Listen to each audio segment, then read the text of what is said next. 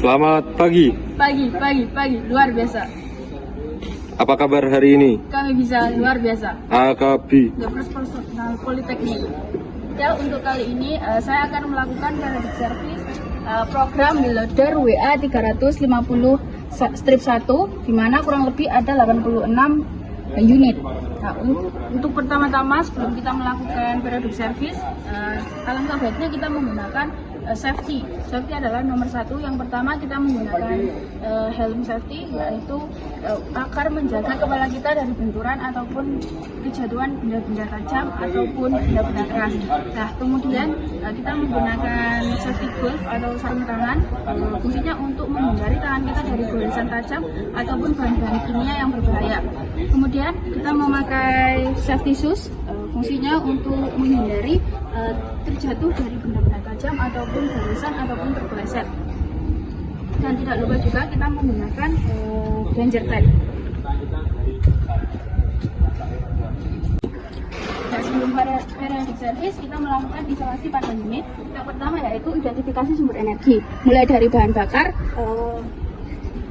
aki atau baterai, kemudian dari starting motor atau tegangan listriknya, ataupun dari oilnya juga. Nah, yang pertama-tama itu setelah kita identifikasi sumber energi, nah di sini ada informasi pihak terkait atau operator. Kita hubungi dulu operatornya untuk menjalankan si unitnya bekerja atau tidak. Nah, kemudian di sini isolasi dan amankan energi. Contohnya seperti ini. Nah, ini kan keadaan sudah off, jadi kita amankannya itu ke off. Kalau seandainya ada di on, berarti kita harus ke off kan terlebih dahulu. Nah, kemudian tes isolasi itu ada di operator atau di unit, akan dilakukan starter. Nah, kemudian yang kelima yaitu pasang loto di sini. Nah, itu saat kita memasang loto, kita harus kasih juga bentuk tag kita agar jika ada yang ingin menyalakan atau apa itu bisa lewat identitas ini. Berarti dia yang hanya bisa menyalakan atau menghidupkan si isolasi itu. Kemudian yang terakhir nomor 6 yaitu melakukan pekerjaan. Nah, di situ kita mulai melakukan periodic service. Ya, pertama kali yang akan kita lakukan yaitu untuk melakukan pembersihan atau clean pada air cleaner, yaitu untuk secondary dan primary. Nah, untuk yang pertama-tama kita lakukan yaitu akan membuka tutupnya ini. Yang pertama itu ada di bagian depan di sini. Ini sudah saya buka.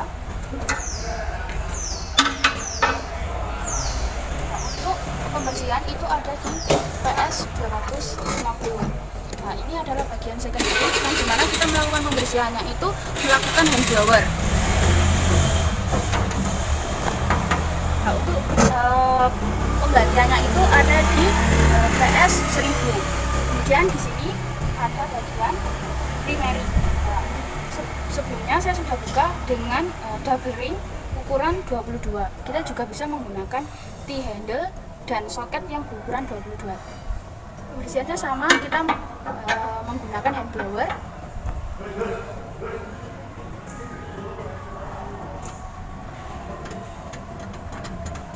Kita membuka bolnya untuk bagian primary. Ini adalah bagian primary-nya.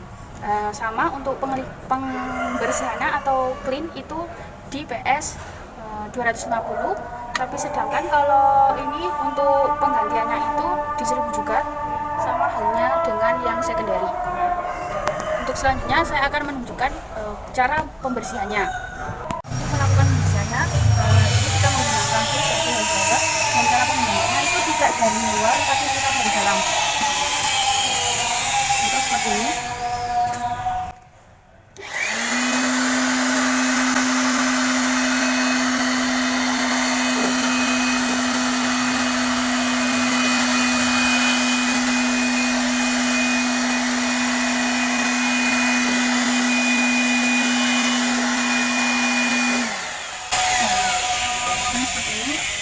Kemudian lanjut ke primary, sama halnya tidak dari luar tapi kita dari dalam.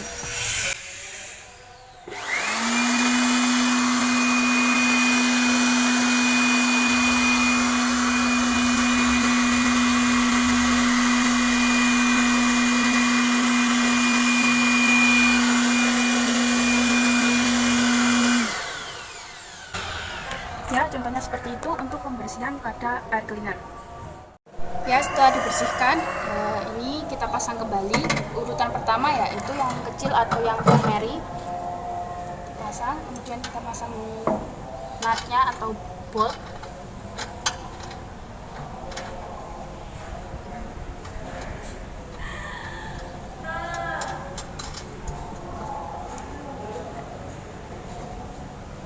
Kita tidak perlu terlalu kencang ya, karena kan nanti kalau tidak sesuai kekencangannya akan menimbulkan kerusakan pada filternya sendiri. Setelah itu, seperti tadi kita kencangkan menggunakan double ring yang ukuran 22.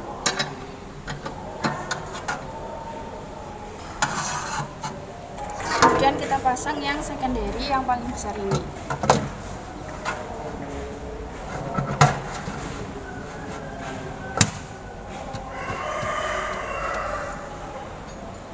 Terakhir kita pasang ini.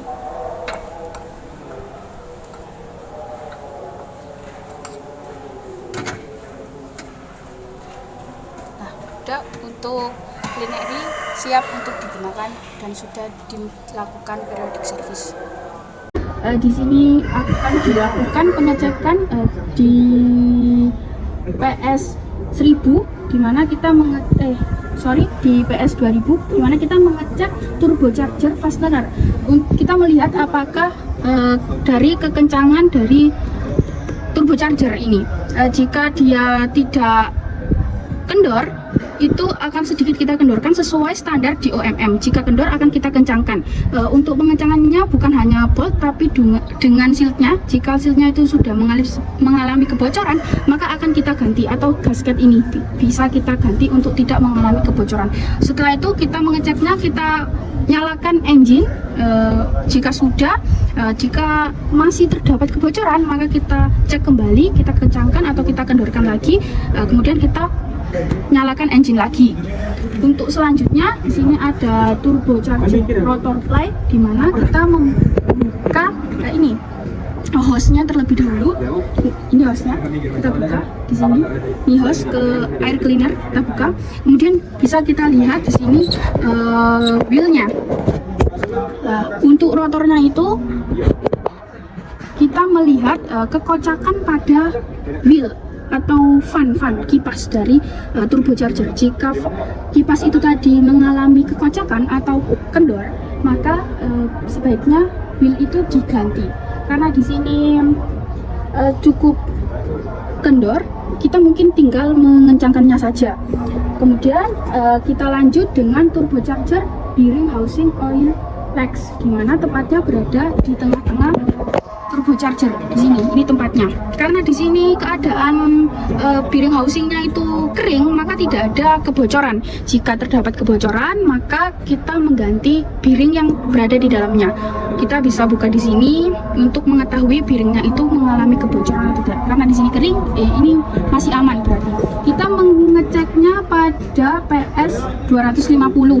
Kemudian pada PS 250 kita mengecek lagi, yaitu turbine housing exhaust. Nah, di sini ini turbine housing exhaust, di mana kita melakukan pengecekan yaitu keretakan, apakah di sini terdapat keretakan atau tidak.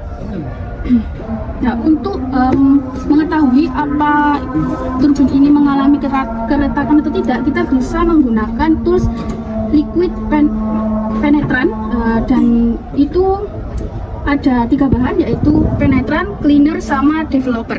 Nah, untuk mengetahuinya itu tinggal seperti gas gitu, dicat gitu. Nanti kalau berwarna maka itu mengalami keretakan. Nah, jika retak otomatis ada LED atau exhaust gas di turbocharger, maka kita bisa mengganti turbin turbocharger. Ya, untuk selanjutnya yaitu akan melakukan pengecekan atau progress untuk exhaust gas check pada PS 1000. Nah, tujuannya untuk mengecekkan exhaust gas check itu yaitu berfungsi untuk mengecek apakah gas buang ini masih kondisi baik atau tidak, atau menganalisis komposisi gas buang yang keluar dari mesin. Nah, biasanya untuk mengetahui kandungan dari gas buang, biasanya dilihat dari karbon dioksida itu apakah mengalami gas buang yang beracun. Seperti itu. Nah, di sini saya akan melakukan pengecekan pada oil engine level. Kita melihatnya itu di dipstick.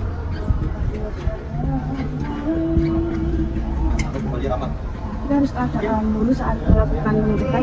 Nah, jangan langsung dicek, kita basuh dulu atau kita lap dulu sampai bersih, kemudian kita masukkan lagi ke dipstick.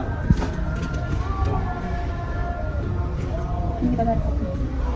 Nah, di sini ada H untuk high, L untuk low. Nah, di sini kan di atasnya low, maka oil engine keadaan ada di atas atau tidak perlu diisi ulang lagi.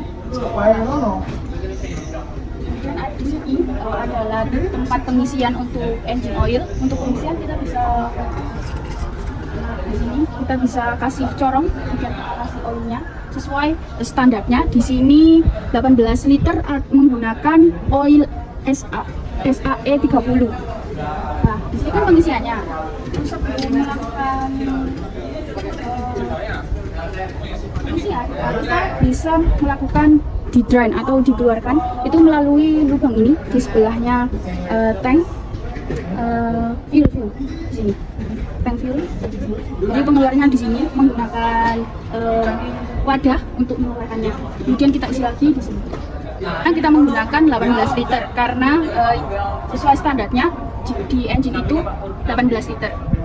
Ya, untuk selanjutnya yaitu fuel tank flush, di mana kita akan melakukan di PS 2000 progress, di mana kita harus mengeluarkan si fuelnya. Nah, untuk fuelnya sendiri itu tepatnya di sini, sedangkan untuk flashnya itu ada di belakang, di bawah ya. Ini adalah untuk flash dari fuel. Nah, untuk flashnya itu kita harus sediakan tempat yang cukup untuk 240 liter bahan bakar. Nah, untuk flashnya itu kenapa dilakukan? Biasanya untuk kita mengetahui apakah fuel itu ada kotoran atau tidak. Nah, untuk pengisiannya kembali itu ada di sini. Ini adalah untuk pengisian fuel atau bahan bakar. Jadi kita bisa buka, biasanya itu dikunci seperti ini karena agar tidak dicuri. Nah, untuk pengisian fuelnya sendiri itu sama, yaitu 240 liter. Ya, dan untuk selanjutnya yaitu untuk water separator, yaitu melakukan pengedrainan. Nah, di sini progres karena kita bisa melakukannya setiap hari, kita harus melihat tempatnya di sini. Ini adalah water separator. Nah, untuk pembuangannya itu sendiri berada di paling bawah, yaitu ini yang putih paling bawah itu. Sini, ini kita tinggal buka aja, nanti air akan terbuang. Kenapa bisa terpisahkan antara fuel dan air? Karena massa jenisnya itu berbeda. Ya, selanjutnya saya akan melakukan replace pada fuel filter. Tempatnya berada di sini. Untuk melakukan replace pada fuel filter itu terjadi pada PS 500 melakukan replace. Kita menggunakan replace-nya itu menggunakan tools filter branch.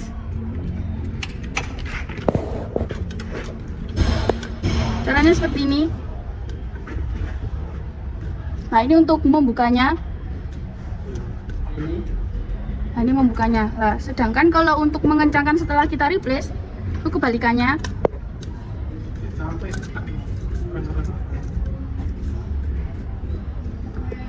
Nah, ini untuk mengencangkannya. Nah, tidak hanya untuk fuel filter saja yang untuk di replace, itu ada corrosion resistor itu di sini. Sama halnya seperti tadi, cuman karena ini korosinya ukurannya terlalu besar, tidak cukup, maka kita harus menggunakan yang lebih besar. Sama juga dengan oil filter, kita juga melakukan replace. Keadaan ini kan toolsnya terlalu kecil, jadi tidak bisa, maka kita harus menggunakan yang lebih besar. Nah, untuk corrosion itu kita melakukan replace-nya itu juga di PS 500, dan untuk engine oil filternya itu melakukan replace-nya pada PS 250. Ya, untuk selanjutnya yaitu water pump whipping bowl. Di sini dilakukan pengecekan pada PS 500. Tempatnya itu di sini water pumpnya itu berada yang ini. Yang ini. Lah, kalau di saat dinyalakan airnya itu keluar, itu artinya ada kebocoran, maka akan diganti sealnya. Tapi jika tidak, ya tidak perlu, karena berarti masih bisa digunakan lagi. Ya, dan untuk selanjutnya yaitu radiator fins, di mana letaknya itu berada di radiator yang bagian ini, yang besi-besi ini, yang kecil. Nah, di situ akan dilakukan clean, pengcleanan atau membersihkan finsnya. Itu kita menggunakan tools yaitu hand blower, dan caranya itu seharusnya itu dibebas, maka saya akan mengaktifkan saja. Ini harus berada di tegangan listrik, karena tegangan listrik terlalu jauh saya tidak bisa langsung menyokoknya. Mungkin caranya seperti ini saja, jangan dari luar tapi kita harus dari dalam seperti ini. Nanti udara akan keluar dari sini, maka akan menyemprotkan fins-finsnya ini. Dari sini juga bisa, dari sana juga bisa, atau dari sela-sela juga bisa. Ya, untuk selanjutnya yaitu melakukan radiator flush atau mengeluarkan air radiator yang dimana kurang lebih 52 liter. Untuk tempatnya itu di sini akan saya tunjukkan. Nah, yang berwarna kuning, nah ini nanti kita tinggal putar aja menggunakan tools untuk double ring. Nah, ini tinggal diputar aja, nanti akan air dari radiator akan keluar karena flashnya di sini. Nah, untuk pengisiannya yang 52 liter itu ada di atas di cap radiator itu. Nah, untuk airnya sendiri itu kita harus cek menggunakan water quality tester, di mana kita harus mengukur pH-nya, dan untuk pH-nya itu adalah 7. Ya, untuk selanjutnya kita akan melakukan pengecekan pada PS yaitu melakukan pengecekan cap radiator tester. Mengecek cap radiator tester kita menggunakan tools yang dinamakan cap radiator untuk mengetahui apakah ada perubahan atau tidak. Selanjutnya, kemudian kita ada pengecekan sinori untuk cap radiator, penalaran kebocoran ada di sini. Nah, karena ini cap radiatornya kan tidak ada ukuran yang sama seperti radiator ya dari semua ini, maka kita tidak bisa melakukan pengecekan pada cap radiator. Tapi kita bisa mencobakannya saja. Ini contohnya, ini cap radiator kita pasang di sini. Kemudian jika keadaannya ada di hijau, maka cap radiator tidak mengalami kebocoran. Jika ada di putih yang merah ini, berarti dia mendekati kebocoran, dan yang merah ini mengalami kebocoran. Nah, kita mengecek cap radiator di sini ini juga agar mengetahui apakah radiator sendiri itu mengalami kebocoran atau tidak. Nah, untuk memastikan cap radiator ini tidak mengalami kebocoran, kita juga melakukan pengecekan menggunakan penghubung atau seperti ini. Ini bukan menggunakan cap radiator ini, tapi kita menggunakan cap radiator bawaan dan dingin. Kita pasang seperti ini. Nah, karena ini terlalu besar, tidak ada ukuran yang sama seperti cap radiator yang asli, saya akan mencontohkan saja seperti ini.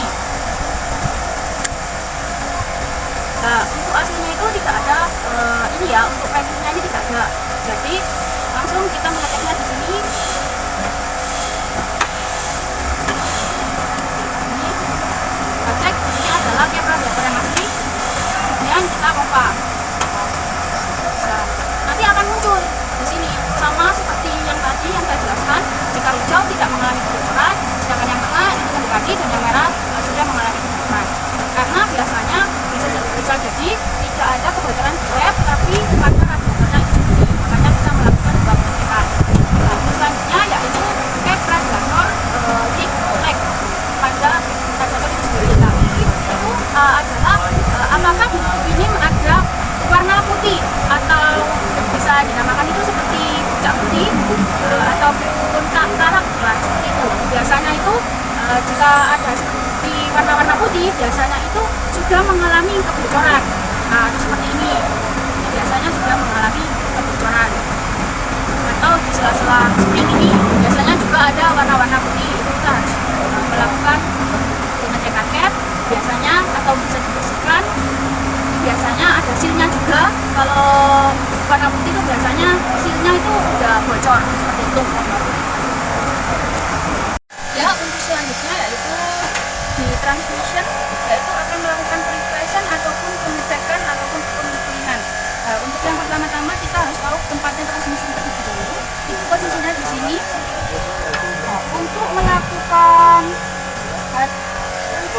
memasang transmission oil filter itu pada PS 500 yang dimana posisinya itu ada di sini. Ini adalah tempat oil filternya. Nah, untuk membukanya kita menggunakan filter branch karena tidak ada ukuran untuk filter branch tulisnya, jadi kita tidak bisa membuka filter branchnya. Kita bisa membuka boardnya itu dengan tulis double ring. Nah, selanjutnya yaitu kita melakukan transmission oil, yaitu replacement atau mengisi ulang oil transmission, yaitu dengan 53 liter menggunakan SAE 30. Kita mengisinya di sini. Nah, untuk mengisinya kita kan perlu mengeluarkannya terlebih dahulu. Jika ingin dibersihkan, itu berada di sini.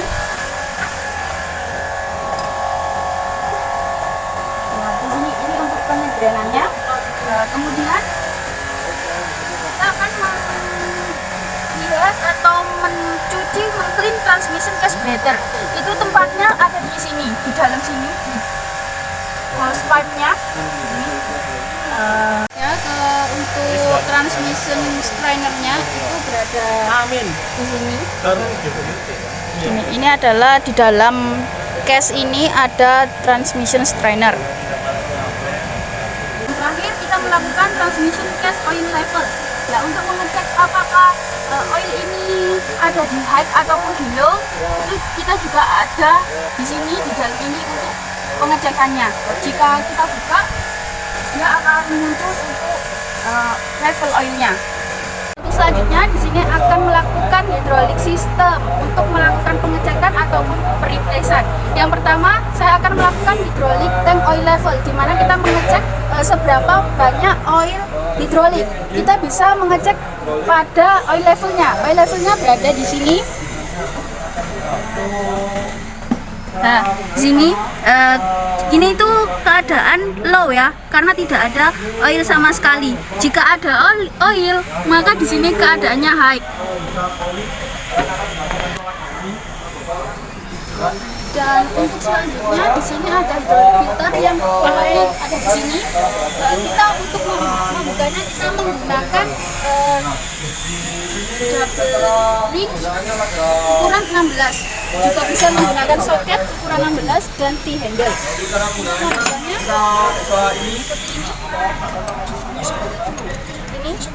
Membukanya ini dan ini sudah dibuka.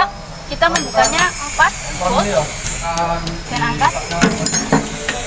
Nah, ini ada ring. Di sini ada terdapat filternya. Filternya itu ada yang di putih ini.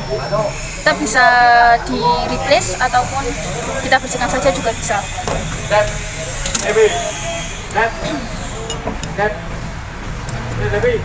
Nah, untuk filternya tadi cuma ada satu ya. Dan untuk hydraulic tanknya itu kita menggunakan 76 liter dan menggunakan SAE 10W. Kemudian di sini ada hydraulic tank weather element,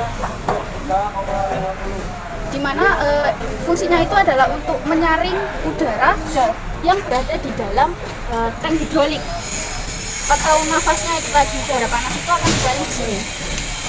Nah, untuk pengisian hidrolik tanknya itu berada di sini, dan sedangkan untuk mengeluarkan hidrolik tanknya itu berada di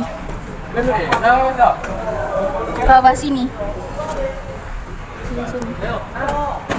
Nah, saya akan melakukan pengecekan pada electronic level. Cara mengeceknya itu cukup hanya melihat dari untuk baterai ataupun capnya atau tubnya. Di sini kita bisa lihat di tutupnya atau di capnya ini masih mengalami basah. Jadi keadaan baterai levelnya itu masih high atau masih tinggi. Sedangkan jika di tutupnya ini kering, maka akan low atau keadaan levelnya itu low. Jadi dia masih berasa di bawah air elektrolitnya, maka akan melakukan pengisian lagi.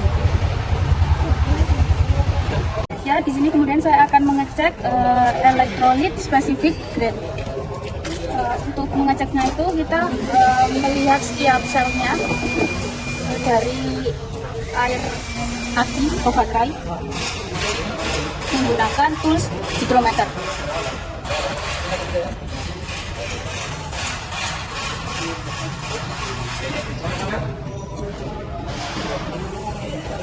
sini di satu sel ini dia keadaannya ada di putih, yang dimana masih belum jelek atau masih bisa digunakan. Yang hijau ini sangat bagus, sedangkan yang putih tadi yang saya jelaskan bahwa masih bisa digunakan, dia masih belum rusak atau masih bisa dipakai. Sedangkan kalau sudah di merah itu harus diganti, sudah tidak bisa digunakan lagi.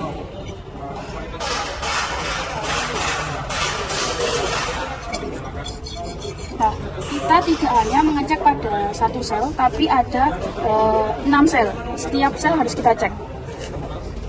Ya, selanjutnya yaitu adalah kontak dinding, yang mana itu akan melakukan progres atau setiap PS500 itu dibersihkan. Lah, untuk kontaknya itu kita bersihkan di bagian terminal positif dan terminal negatif. Biasanya kalau yang ada kayak gini ini kan kotor, itu harus kita bersihkan, dan kadang itu di kontaknya itu ada sedikit putih-putih seperti kotoran gitu menempel, itu harus dibersihkan agar saat kita melakukan charging itu keadaannya bisa full gitu, itu bisa 100%. Mungkin contohnya yang di sebelah sini juga ada. Nah, kayak gini, ini kan kotor juga atau berkarat, itu seharusnya dibersihkan di setiap PS500 itu. Mungkin seperti itu yang bisa saya jelaskan. Ya, selanjutnya saya akan melakukan baterai health test. Di sini kita melakukan pada baterai sebelah kanan. Dan untuk cara melakukan pengecekannya kita menggunakan baterai health tester positif ke positif, negatif ke negatif.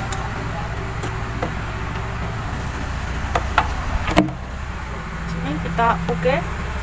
Di sini baterai tes. Nah, kita di baterai ini menggunakan 150 ampere. Nah, oke.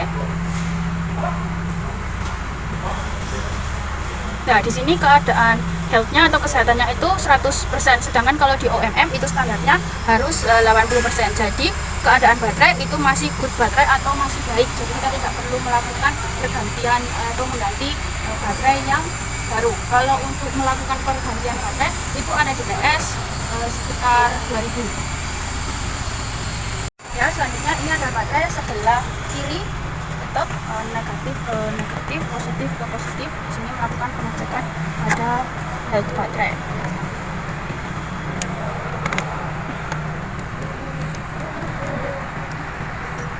Ya, kita oke. Baterai tes oke, regulator.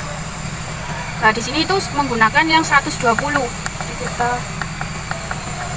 kita sudah menggunakan yang 120, kita oke. Nah, di sini untuk kesehatannya itu 100%, jadi health-nya itu 100%. Dan di sini keadaan baterainya itu masih keadaan baik dan masih belum dilakukan pergantian atau kita ganti, itu tidak perlu. Dan chargernya juga masih 63, jadi ini baterainya masih keadaan baik. Nah, untuk charging dan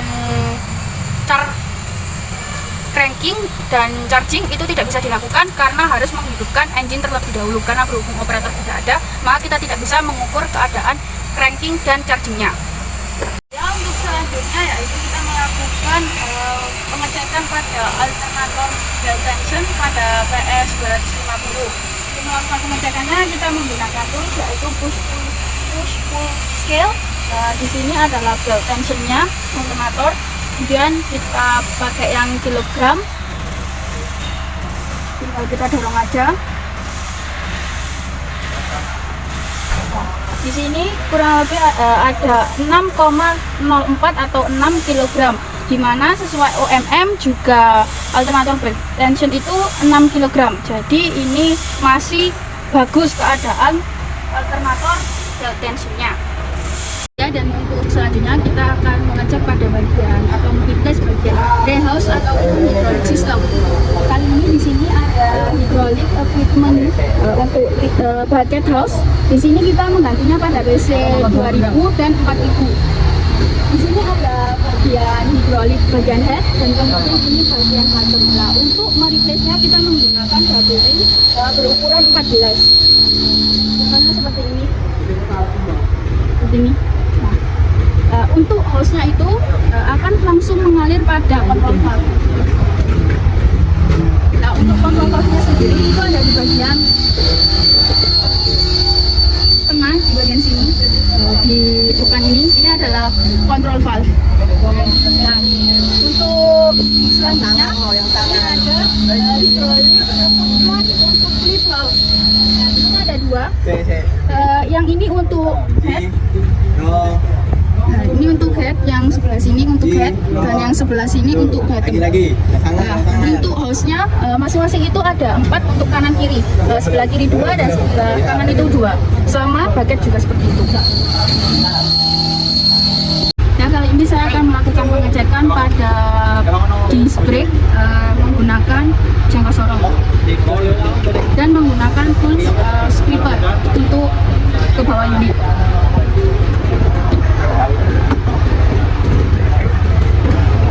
Betul emang kan tapi iya.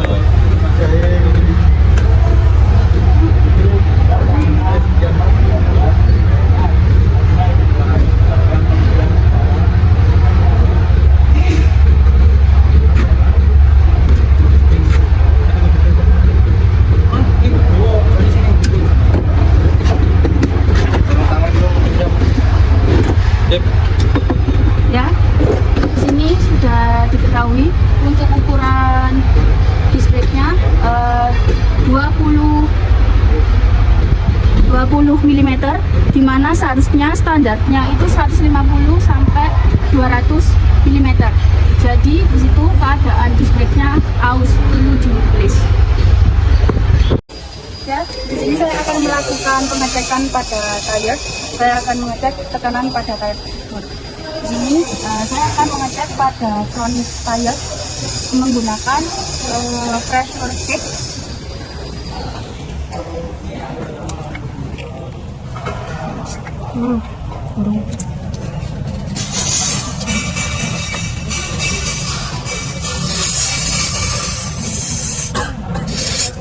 Nah, di sini kira-kira 24 PSI, di mana standarnya harusnya 37 sampai 51 PSI. Nah, tidak hanya di front aja, kita mengecek pada bagian rear. Nah, di sini kira-kira mencapai hanya 20, di mana juga front dan rear sama-sama tidak standar, karena standarnya yang tadi saya ucapkan 37 sampai 51 PSI. Nah, selanjutnya saya akan melakukan progres pada wheel hubnya. Kita menggunakan tools yaitu torque wrench dan socket yang berukuran 32 mm dan extension. Nah, kita sudah harus atur torque wrench-nya itu ada di 20 kgm.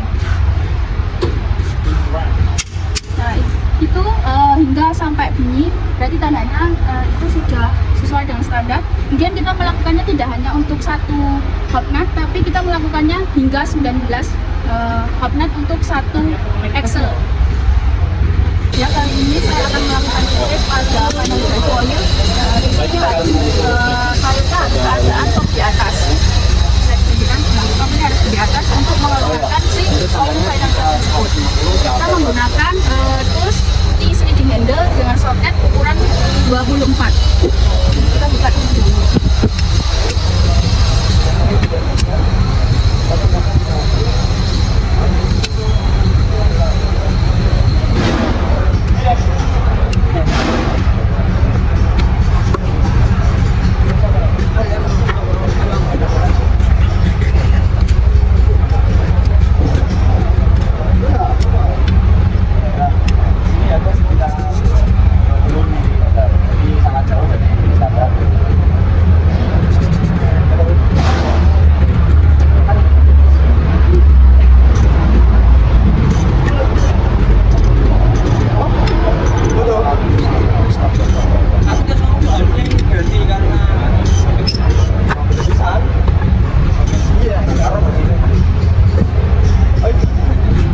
Nah, di sini menggunakan wadah 8 liter, dan di sini kita melakukan replace-nya 8 liter untuk keseluruhannya, tidak hanya di rear ini saja tapi ke 4 rear.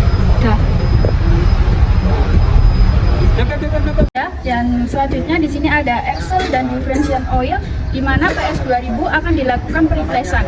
Untuk tempatnya akan saya tunjukkan untuk pengendalian axle atau differential oil. Untuk drainnya atau mengeluarkan oil differential dan axle itu di sini.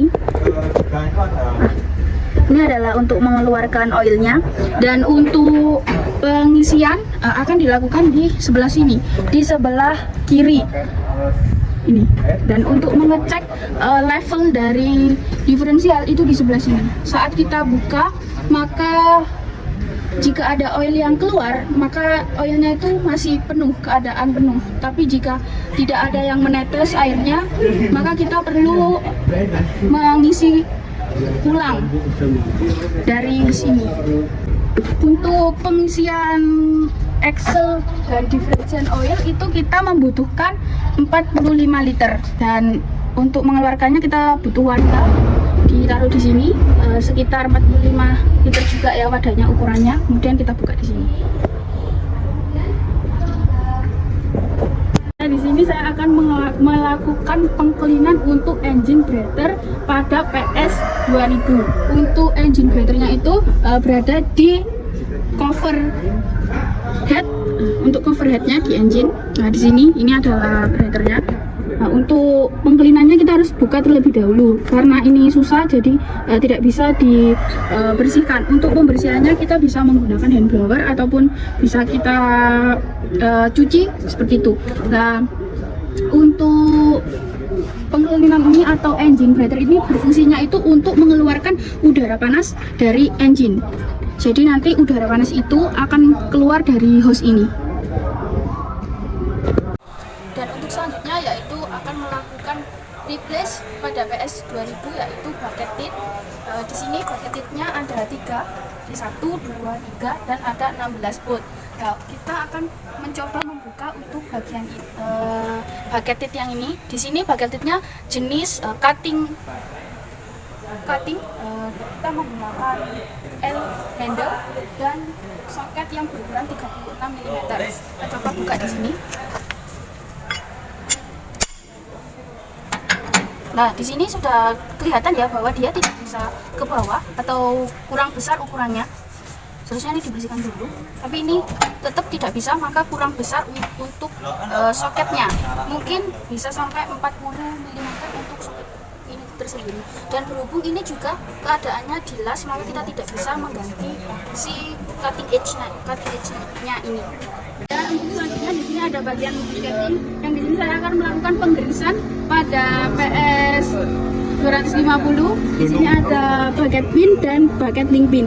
Untuk contohnya sekarang bucket pin itu ada 2 poin, sebelah kiri dan nanti ada yang di sebelah kanan. Di sini ada toolsnya yaitu grease pump atau grease gun. Sebelum itu harus diisi terlebih dahulu. Kita bisa buka di sini, kemudian kita tarik. Dan untuk melakukannya kita tancapkan kepada poin atau lubang untuk penggerisan, kemudian langsung kita coba ini. Nah, itu untuk melakukan penggerisan itu bisa langsung terus sampai grease itu tadi meluber atau keluar ke sela-sela dari poros berputar itu tadi, Nah, tidak hanya di sini, tapi juga bisa di sebelah kanan. Mungkin titiknya ada di sebelah sini. Kita tunjukkan. Itu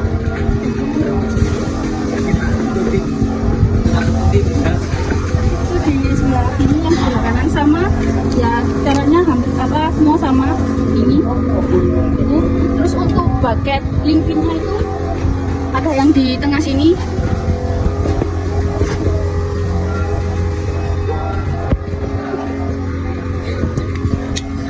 Sebelah sini.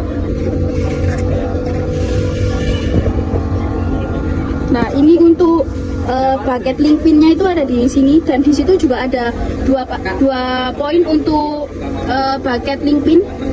Ini yang pertama, yang kedua di sebelah sini. Itu di sebelah sini.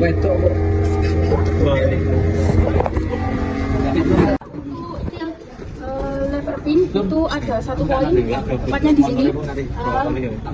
Sama ya, untuk cara penggirisannya sama seperti tadi contoh yang pertama. Kemudian ada dam silinder pin, itu ada di bagian atas ini, dan itu ada di bagian belakang. Yang satunya berada di atas, itu ada 2 poin. Kemudian ada leaf cylinder pin yang dimana ada 4 poin. Sama itu di PS 250, tempatnya itu ada di sebelah ini. Di arah ini satu, ini satu, kemudian 2,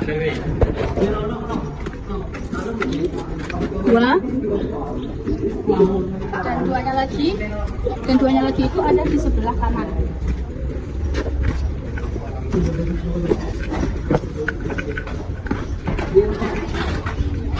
Dan sini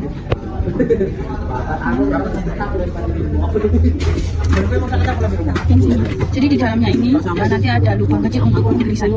Jadi ada 4 poin itu. Ya, untuk selanjutnya di sini ada leaf arm pivot pin yang dimana letaknya di bagian sini. Itu ada 2 part ya, atau posisi dimana ini sebelah kiri dan nanti ada yang di sebelah kanan. Untuk selanjutnya lagi di sini ada steering cylinder pin dan posisinya itu berada di sini. Ada 4 poin, yaitu 1, 2, kemudian di sana juga ada 2 di sebelah kanan. Nah, kemudian di sini ada lagi yaitu rear axle pivot pin, di mana letaknya itu ada di bagian belakang. Ini kita tidak bisa menjangkaunya, itu akan di sana. Kemudian ada center high pin, di mana letaknya itu ada di sini. Kemudian ada front drive shaft yang letaknya juga di bagian sini. Itu ada di belakang untuk penggirisannya itu. Kemudian ada drive shaft center support, yaitu ada di bagian sebelah kanan di belakang, maka akan saya tunjukkan. Dan selanjutnya ada center high pin yang dimana letaknya posisinya ada di sini. Itu ada di belakang untuk penggirisannya. Selanjutnya ada front drive shaft yang tadi ada di depan sini. Kemudian ada center drive shaft, itu berposisi di bagian sini. Nah, sini. Kemudian ada rear drive shaft, itu ada di belakang. Nah, untuk drive shaft center support itu ada di sini. Itu tidak terlihat ada di bagian belakangnya karena sulit untuk dijangkau, maka tidak bisa saya tunjukkan, tapi posisinya ada di sebelah sini. Kemudian ada rear drive shaft, itu di bagian ini, bagian belakang ini. Kemudian ada center column, itu posisinya ada di sini. Untuk penggirisannya ada di sebelah kiri. Untuk work equipment control valve link dan akselerator pedal link itu posisinya ada di sini, sama ada yang di bagian kabinnya. Ya, untuk selanjutnya di sini saya akan melakukan SOS atau Stable Oil Sampling atau PAP, yaitu program analisis pelumas yang akan dilakukan 4 oil sampling, yaitu pada engine, hidrolik, final drive, dan axle. Nah, untuk engine sendiri itu pada PS 500, untuk hidrolik itu ada di PS 1000, nah untuk final drive itu ada di PS 2000, dan juga axle diferensial itu sama, yaitu di PS 2000. Untuk melakukan oil sampling ini kita menggunakan tools, yaitu tools oil sampling untuk pengambilan oil itu tersendiri, yaitu kita membutuhkan untuk tempatnya untuk oil sampling, terus ada selangnya dan ada toolsnya. Akan saya jelaskan bagaimana cara pengambilan oil sampling.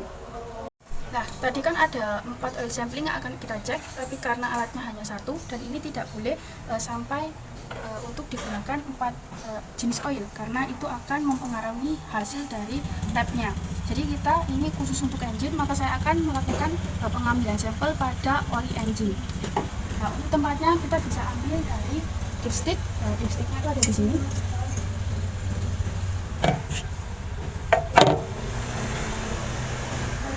Kita taruh dulu. Nah, untuk pengambilannya, karena ini kan kurang panjang, makanya kita menggunakan selang.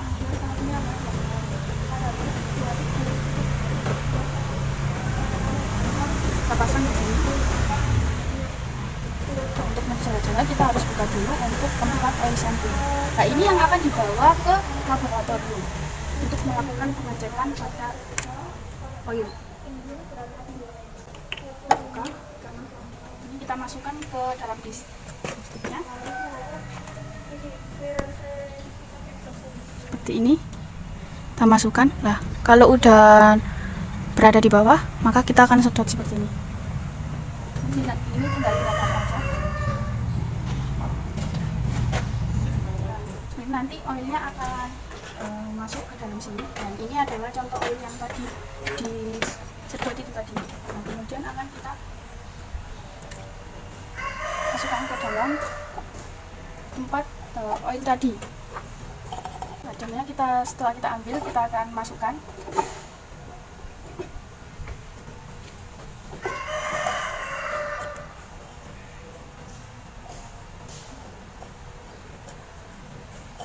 Nah, di sini contohnya sudah ada oilnya.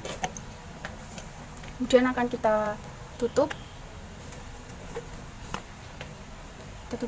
Kemudian akan kita bawa menuju ke laboratorium untuk dilakukan pengecekan. Nah, sebelum itu kita harus mengisi dulu dari data yang ada di kertas tersebut.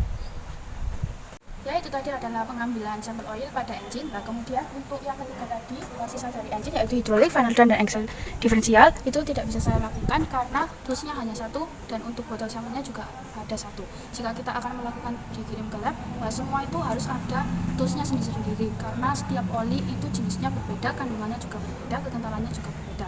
Nah, untuk pengambilannya karena tidak bisa, mungkin akan saya tunjukkan di mana pengambilan oil sampelnya. Nah, untuk final draft itu untuk pengambilan oilnya itu ada di sini, di mana posisinya harus di top untuk final draftnya. Nah, kalau untuk axle itu berada di bagian sini, maaf, bagian sini, itu bagian ini. Nah, ini harus dibuka terlebih dahulu oleh bot untuk pengambilan sampel dari axle. Nah, kalau untuk pengambilan sampelnya berada pada atas atau di ujung ini. Nah, di sini. Ini untuk pengambilan oil sampelnya. Untuk selanjutnya yaitu di sini melakukan exhaust valve clearance, di mana itu dilakukan pada engine di bagian cylinder head. Nah, karena berhubung ini kalau kita akan melakukan pengejasan itu harus dibongkar semua dan alatnya ini masih bisa digunakan, maka saya akan memberikan contoh atau alat apa saja yang digunakan. Nah, untuk alat yang digunakan kita menggunakan filler gauge, dan di sini ada double ring, dan di sini ada screwdriver yang negatif atau min. Nah, untuk melakukannya itu kita akan mengadjust di bagian rocker armnya menggunakan filler gauge. Untuk filler gauge-nya sendiri itu intact, kita menggunakan 0,25 standar dari engine-nya atau OMM. Nah, sedangkan untuk exhaust-nya kita menggunakan 0,45 sesuai OMM juga. Nah, untuk screwdriver dan double ring ini untuk melakukan pengencangan pada baut atau mur pada rocker arm atau push rod. Nah, untuk urutannya kita menggunakan 1, 5, 3, 6, 2, 4 untuk melakukan pengejasan valve atau valve pada intake exhaust. Dan untuk selanjutnya yaitu akan melakukan compression test. Di sini pada PS 2000 kita melakukan progres atau pengecekan di setiap PS 2000 sampai 4000 menggunakan engine compression tester.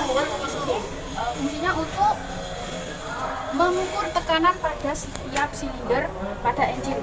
Nah, untuk engine 300 WA 350-1 yaitu memiliki 6 silinder, di mana setiap silinder harus kita cek untuk tekanannya. Nah, untuk ini engine masih bisa digunakan. Kalau kita akan mengeceknya itu kan harus dibongkar terlebih dahulu. Contohnya itu kita tinggal masukkan di nozzle ini, kita tancapkan ke nozzle, kemudian akan muncul berapa tekanannya di setiap silinder. Nah, kita mengecek satu persatu dari 6 silinder tersebut. Kita mengeceknya melalui mesin. Ya, untuk selanjutnya kita akan di sini testing dan adjusting untuk brake pedal operating force, di mana kita menggunakan alatnya yaitu push pull scale. Di bagian sini tinggal seperti ini aja.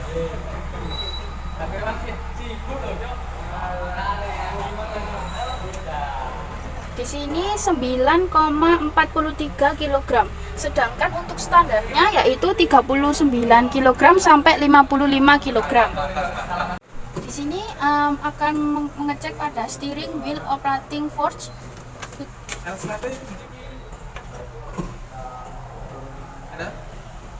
Dan di sini 1,36 kg. Sedangkan untuk standarnya itu di sini 1,5 kg sampai 3,3 kg. Ya, untuk selanjutnya yaitu lift lever operation force. Di sini hold ke rise. Ini posisinya sudah di hold. Ini kita menggunakan tools push pull scale. Kita tarik untuk ke rise. Yaitu 11,20 kg, sedangkan di sini standarnya yaitu 1,7 kg sampai 7,1 kg. Dan kita zero. Di sini kita akan menggunakan yang lift lever operation first yang rise ke hold. Ini tadi sudah posisi rise, kemudian kita hold. Nah, ini hasilnya 3,90 kg, sedangkan untuk standarnya yaitu 1,7 kg sampai 7,1 kg. Lagi. Kemudian kita cari hold ke lower. Ini posisi sudah hold, kita ke lower. Ini untuk lower yaitu 6,29 kg, di mana standarnya itu 1,5 kg sampai 6,8 kg. Kita cari lagi lower ke hold. Ini tadi sudah posisi lower, kita holdkan.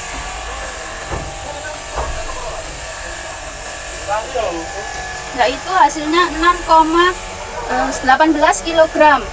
Sama untuk standarnya yaitu 1,5 kg sampai 6,8 kg. Kemudian kita akan mencari yaitu lower ke float. Nah, ini untuk lower.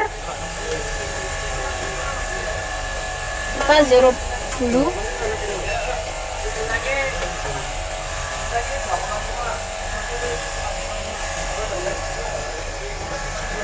Nah, di sini hasilnya 7,3 kg, sedangkan untuk standarnya itu adalah 2,8 kg sampai 8,7 kg. Kemudian ini sudah keadaan float, kita kembalikan ke hold.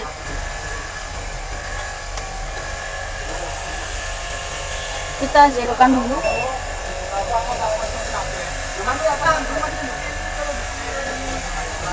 Dan hasilnya 4,68 kg.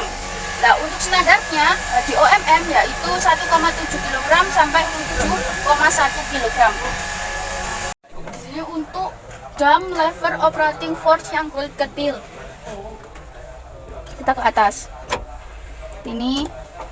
Nah, di sini diketahui 3,04 kg. Sedangkan untuk standarnya yaitu 1,5 kg sampai 6,8 kg. Untuk dam lever operating force yang tilt ke hold.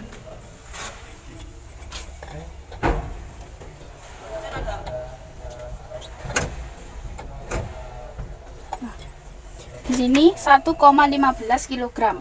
Untuk standarnya itu 1,3 kg sampai 6,5 kg. Kemudian di sini ada dam lever operating force yang untuk hold ke dam.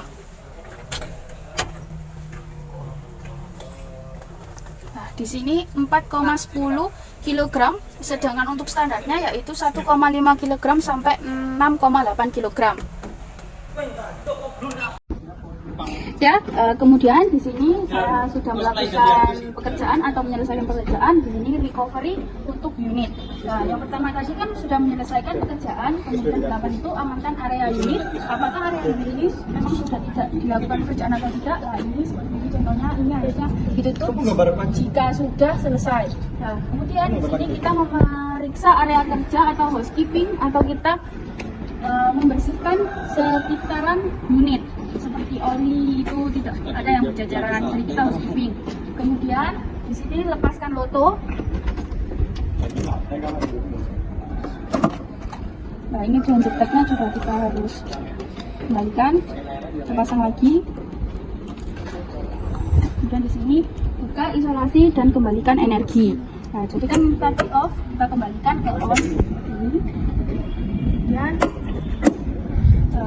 isolasi dan energi, kemudian tes operasi. Nah, mungkin akan dites oleh operator untuk dijalankan unitnya. Mungkin itu saja yang bisa saya jelaskan. Terima kasih. Assalamualaikum warahmatullahi wabarakatuh.